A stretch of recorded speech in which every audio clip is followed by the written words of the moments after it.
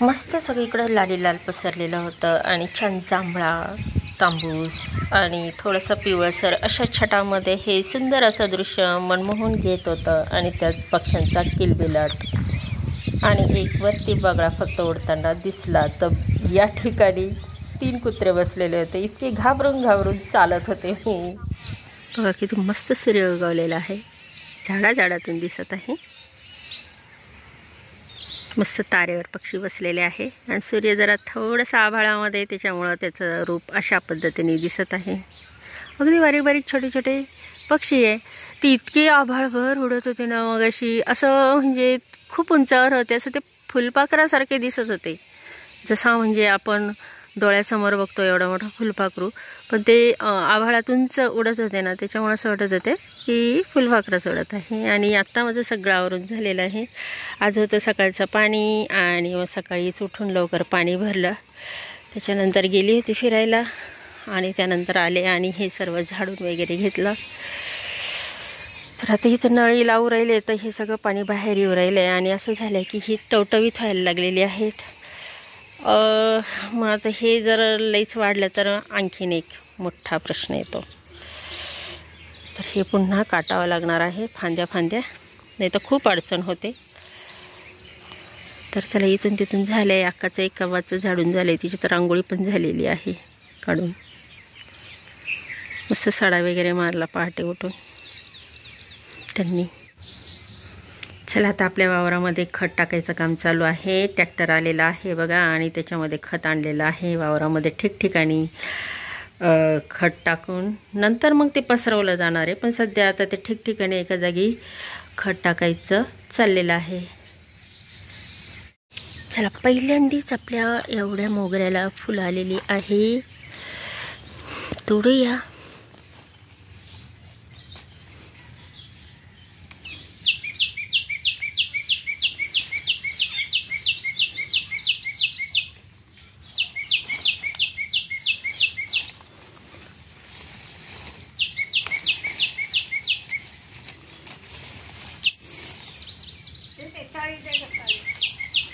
घरात आहे.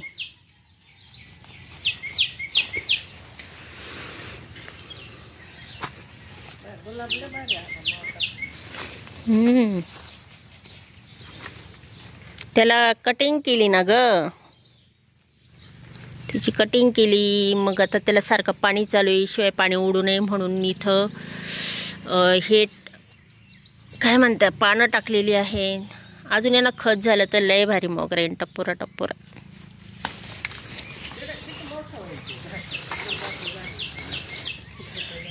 मग त्याची कटिंग होती ना, असं थोडंच आहे. हे एवढा मोगरा आलेला आहे एका झाडाला. तुला वरती लसूण मोकळा करायचा आहे. ह्या मोगऱ्याला अजून टप्पोरच काळ्या. वरती कुठं लसूण मोकळा करायचा? थाळीमध्ये. अच्छा, तो होय. काय म्हटली? वरती वांगे आले झाडाला, ते सगळे पिवळे पडले. हा, एकच आलंय ते. आता त्याचं बी झालंय ना, ते माझ्या लई उशिरा लक्षात आलं. अगं उशिरा लक्षात आलं, उशिरा पाहिलं. आपल्या वांग्याला वांग आलेलं आहे, पण त्यात आहे ना त्याचं बी धरायचं आहे. आता ते पिवळं पडत चाललंय ते. पण आता इथं लावलेले ते जे 2 वांगे आहेत ना, एक ह्या रोपाला. पण अजून हे रोप कधी मोठं होईल तर हो. यांना पण पानं ठेवलेली आहेत, पानं उडू नये म्हणून. आणि नाही ठेवली तरी ते आपोआप येतातच, पानं याच्यामध्ये होतातच. तरी पण याला सकाळ संध्याकाळ पाणी द्यावं तरी उडलं जातं पाणी. काय करावं, जरी हे एवढं झाकलंय तरी.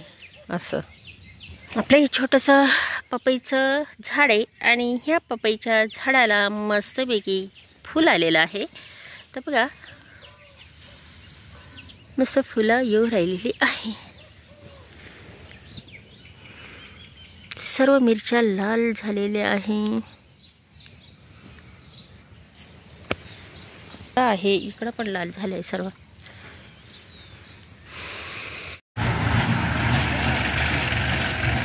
चला, आता दुसरा सुद्धा ट्रॅक्टर आलेला आहे.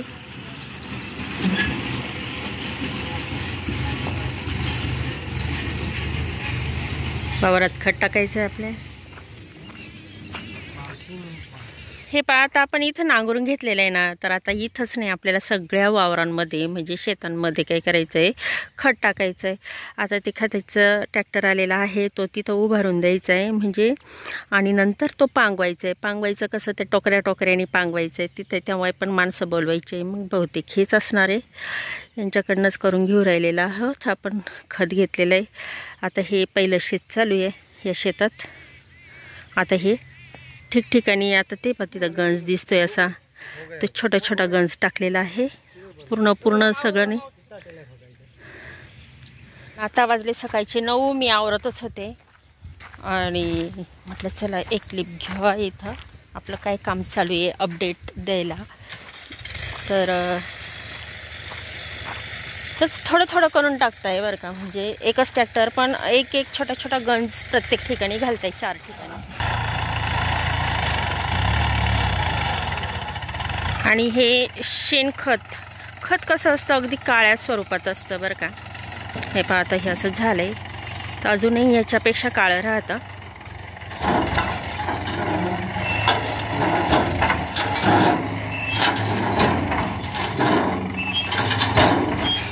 याच्यामध्ये सगळा म्हणजे गोमूत्र, शेण, त्यांचं चारा सगळं हे एकत्र येतं आणि त्याच्यामुळं हे असं खत बनतं. आणि बऱ्याच दिवसानंतर मग ते उकिरड्यावरून काढलं जातं आणि मग ते शेतामध्ये जेव्हा टाकायचं तेव्हा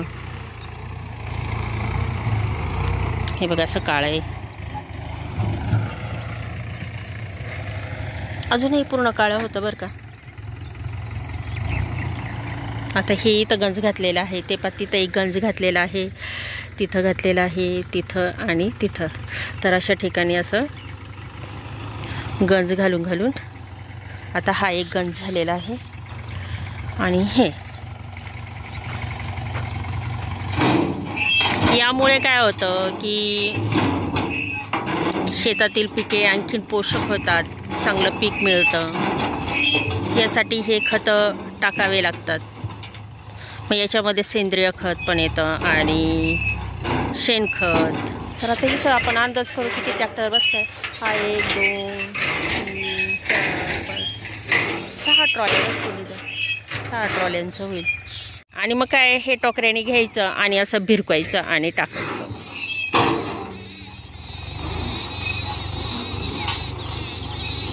तर बघा 4 ठिकाणी असे गंज पडलेले आहे.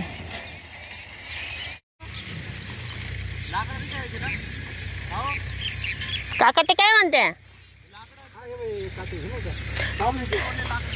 ते म्हणता सरपण आहे, सरपण.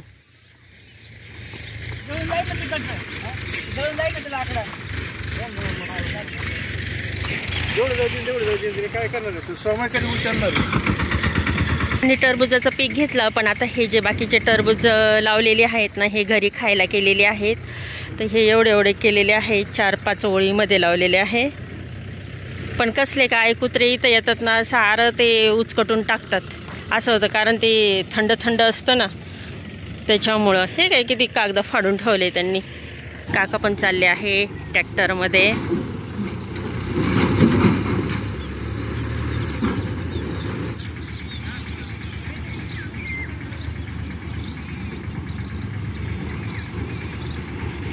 हॅलो नमस्कार, मी मनीषा तुम्हा सर्वांचं स्वागत करते आपल्या चॅनलमध्ये, ज्याचं नाव आहे लेक कृषीची ब्लॉग. चला, आता तिसरा ट्रॅक्टर पुन्हा खत भरायला गेलेला आहे. 2 ट्रॅक्टर तिकडून आणलेले आहेत. आता बाकीचे ट्रॅक्टर दुसरीकडून घेऊन यायचे आहे. आणि आता ते ट्रॅक्टर बराच वेळ लागणार आहे. तर असंच आपल्याला ट्रॅक्टर भरून म्हणजे असंच आपल्याला खत सगळ्या वावरामध्ये टाकायचं आहे, नंतर पांगवायचं आहे. आणि आता खूप तिकडंच बसलं तर तिकडंच वेळ जातो. तर आता मी आता भाजी करून घेते, चपात्या करून घेते. माझं धुणं पण पडलेलं आहे. अर्थात भाजी बनवणार आहे मी करडायची. काका घेऊन आले. आता काका जे घेऊन येतात ते करावंच लागतं. तर काय म्हणजे बाजारात जे आहे ते काका घेऊन येतात. मग असं नाही की आज आपल्याला हे खावं तर ते खावं. आता बाजार सुद्धा लिमिट झालेला आहे, कारण उन्हाळ्यामध्ये भाज्या नाही एवढ्या ना. ज्या भाज्या येतात कोथिंबीर वगैरे इतकी थोडी फार पिवळीच झालेली असते, सुकलेली पण असते. असं आता बघू, आता तिथं आपण बघू, पुन्हा कोथिंबीर लावायचं, धणे टाकू म्हटलं. ते एका साईडला टाकले ते धणे, पण एवढं काय ते धणे आले नाही, कोथिंबीर आली नाही आहे. तर पुन्हा दुसरीकडे असा मस्त वाफा तयार करू आणि छानपैकी असे धणे टाकून देऊ आणि मस्त कोथिंबीर होईल. आणि आता लाईट पण गेलेली आहे, म्हणजे दिवसभर काय आता लाईट राहणार नाही. लाईट राहील आता येईन जवळजवळ 5-6 वाजता लाईट येईल असं आहे. आणि तोपर्यंत बॅटरी खूप डाऊन होते, म्हणजे कधी कधी तर पार संपून पण जाते. एकदम पार संध्याकाळपर्यंतच होत नाही असं शूट करणं. पण हे कानात घातलेले दिसतंय ना, हे जत्रेमध्ये घेतलेले होते आणि पूर्ण सट होता तो. तर आज मी बघितलं, म्हटलं चला आता घालावा. तर 100 रुपयाला घेतलेला होता, घाला म्हणून घातले. बघा, करडईच्या भाजीसाठी मी काय काय साहित्य घेतलेलं आहे. इकडं करडईची भाजी अगदी स्वच्छ 2-3 पाण्यामध्ये धुवून मग चिरलेली आहे. त्याच्यासाठी आता हा टोमॅटो पण घेतलेला आहे, लाल तिखट, हळद पण घेते, मीठ, शेंगदाण्याचा कूट, लसूण आणि ह्यावेळेस धणे पावडर टाकते. मी धणे पावडर कधी टाकत नाही भाजीला, तर टाकत बघते, म्हटलं कशी चव लागते बघूया. आपण तसंही कोथिंबीर टाकत नाही, त्यामुळं चला आता भाजीला सुरुवात करते. मी प्रथम तेल टाकते आणि खूपदा मी ही भाजी जी आहे ती शेअर केलेली आहे ते तुमच्यासोबत. आणि आज काय लसणाचं काम करायचं, म्हणजे लसणाच्या ज्या जुड्या आहेत त्या बांधायच्या आहे आणि वरती अशा टांगून द्यायच्या आहे. काल आपण लसूण आणलेलाच होता, त्या लसणाचं. आता म्हणत होती आज चकल्या करावा, पण वातावरणच कुठं तसं आहे. अगदी चकल्या होण्यासाठी, म्हणजे चकल्या पण करायच्या म्हटल्यानंतर त्याला कसं वाळवायला ऊन पण पाहिजे ना. ऊन पण असं अगदी ढगातल्या ढगात आहे. तर तिला म्हटलं की आज जाऊ दे, म्हटलं आज काही चकल्या नाही करायच्या, आपण उद्या पाहू म्हटलं. तसं आहे वातावरण थोडंसं चांगलं झाल्यानंतर आहे की नाही, पुढं जायचं आहे आपल्याला. थोडी तसं तिला म्हटलं, तिची इतकी घाई चालू होती.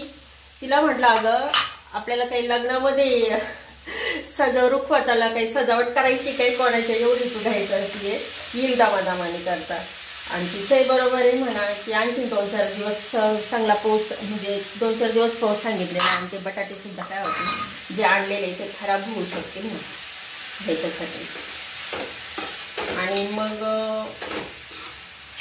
बघू आता उद्या चकल्यांचं करायचं आहे तिचं. आणि चकल्याचं अगदी म्हणजे पद्धत कशी जशी मी केलेली आहे त्याच पद्धतीने करणार आहे.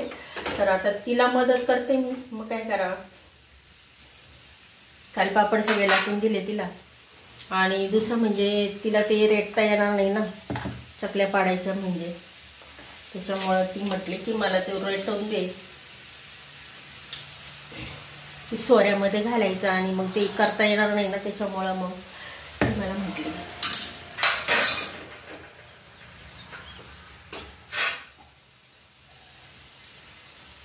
चला आता ही माझी सर्व भाजी झालेली आहे. शेंगदाण्याने थोडासा कूट टाकलेला आहे, थोडासा जाडसर वाटलेला होता. आणि सगळं म्हणजे साहित्य टाकून झालेलं आहे. अजून भाजी शिजायला तर याच्यामध्ये पाणी टाकते आणि मग काय याच्यानंतर याच्यामध्ये पाणी टाकते, ही शिजून देते. आणि ह्यानंतर चपात्या करण आणि राहिलेलं बाकीचं काम आहे, धुणं वगैरे, हे सर्व भांडे पडलेले आहे ते सर्व करून घेईन. तर आता ही रेसिपी मी तुमच्यासोबत शेअर केलेलीच होती, त्याच्यामुळं म्हटलं काय ती रेसिपी सांगा. त्याच्यामुळं मग बसले बाकीच्याच गप्पा मारत. थोडीशी कोरडी धरणार आहे मी, आणि म्हणजे खूप असा रस्सा नाही धरणार, अगदी थोडा रस्सा धरणार आहे अंगापुरता.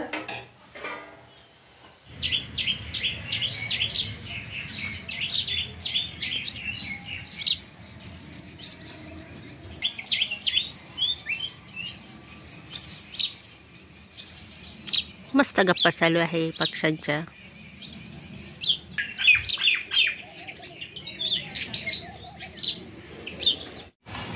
चला भाजी शिजून झालेली आहे. आता हे काढून घेते आणि इकडे पीठ मळून ठेवलेले पोळ्या करून घेते. आवळ्याची आवळी संपली सगळी, पण आवळ्याच्या झाडाला काय लागली काय माहिती हे बघा.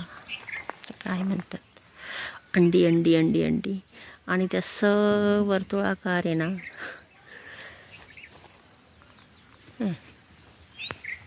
आणि ह्याच्यामुळंच असे झाडं जळून जात असतील बरं.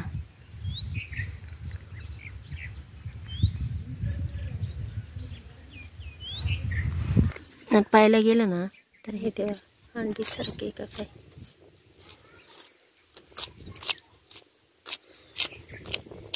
त्यानेच सेवा खोड कसं खराब होतं मग.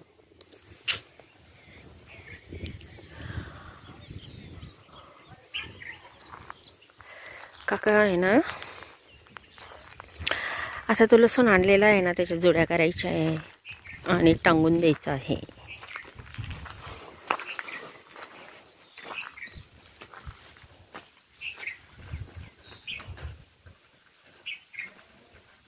मागच्या वर्षी इथंच भुईमुग निवडत होतो आणि इथं टाकले होते. निवडत होतो म्हणजे तोडत होतो भुईमुग. हा केला फोन, येईल आता. आता याची जुड्या जुड्या करायच्या. आता प्रत्येक एक कांडे अशी 15-20 कांड्या किंवा 5-50 कांड्या घ्यायच्या. त्या अशा छान दोरीने बांधायच्या आणि आडव्या बांबूवर हवेशीर अशा ठेवून द्यायच्या. म्हणजे वर्षभर आपल्याला तो खायचा आहे, तो टिकला पण पाहिजे. मग हवेने खराब नाही होत, असा छानपैकी मस्त हवेशीर राहतं. तर ह्या अशा जुड्या केल्या. निघाला असता म्हणलं भरपूर आपल्याला लसूण झाला.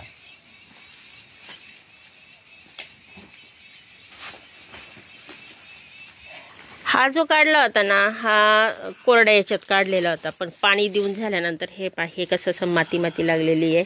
आता ही माती अशी झटकून झटकून त्यात चालू आहे. जितकी झटकली जाते तेवढी झटकायची आणि त्याच्या जोड्या करायच्या.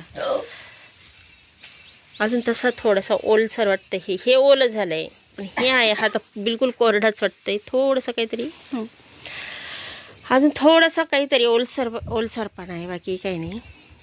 चला आता काका जोड्या करताय. अक्का आली आत्ताशी. एवढ्या जोड्या झाल्यानंतर आणि निवडतीये. आली एखादी आत्ताशी चुकून राहिलेली आहे. आणि आता हे आपण बाकीच्या तर चालू आहे जोड्या. काका बांधते आहे. हो काका, हा का नाही घ्यायचा ते आता वापरायला, ते नंतर लावता येईल. ते आता काय लावायचा पुन्हा नंतर लावता येईल. ते याच्यामध्ये ते पांढरं आहे ना, त्याला माती नाही लागेल. अच्छा, वापरायला होय. माती लागेल इकडे, याला माती लागेल ना, चिखल. मग पाऊस बिऊस आला तर इथून धुवून निघून जाईल, आहे की नाही ती माती. तिकडे न्यावं लागेल पार पलीकडे. इथं तोंडाला रस्त्यात तोंडाला नाही ठेवायचं. एका साईडला बांधावं लागेल. घे ना इकडे. त्या हातात बांधलाय पाहिजे ना, असं काय नाही. उद्या बिद्या बांधता येईल. काय ते ना, ते बांधता येईल उद्या. तो नाही, लाकूड व्यवस्थित बांधावं लागेल. एकदा रचून घेतला म्हणजे. माझ्या घरात आहे का पाणी रस यायचं माहिती तुला. काका, हा माझ्या घरात आहे जागा बांबू. काय घरात आहे बांबू असा आडवा करेल. पावसाचा अंदाज काय नसला आपण इकडे ठेवू नये. माझ्या घरात बांबू आहे असा आडवा. 20 रुपये काय पावशेर झाला ना काका. हो काका, लसूण 20 रुपये पावशेर झाला बाजारात. काय 20 रुपये पावशेर आहे ना. हा बाई, माझ्या काय एका पोटाला लागत. माझ्या तरी काय एका पोटाला लागत.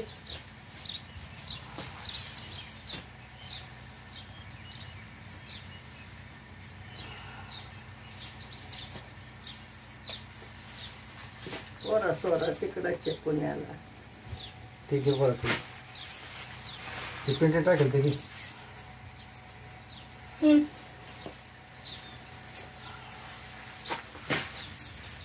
आपल्यालाच बारीक बारीक दिसते. हा